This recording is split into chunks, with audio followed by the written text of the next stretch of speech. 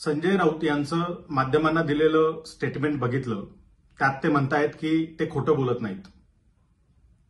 मात्र महाविकास आघाडीच्या जागा वाटपासंदर्भात माध्यमांना माहिती देताना केवळ वंचित बहुजन आघाडीमुळे हे जागा वाटप रखडलंय की काय अशा पद्धतीची माहिती दिली जाते. प्रत्यक्षात 15 जागांवरती या 3 पक्षांमध्ये समझोता झालेला नाही. या 15 जागा अद्याप अनसेटल्ड आहेत. त्यापैकी 10 जागांवरती काँग्रेस आणि शिवसेना या दोन्ही पक्षांनी क्लेम केलाय, दोन्ही पक्षांनी दावा ठोकलाय. तर 5 जागांवरती शिवसेना, राष्ट्रवादी आणि काँग्रेस या तिन्ही पक्षांचा दावा आहे. अशा 15 जागांचं वाटप अद्याप आपण करू शकलेला नाही आहात, ते झालेलं नाहीये. या बाबतीत एक चकार शब्द काढला जात नाही.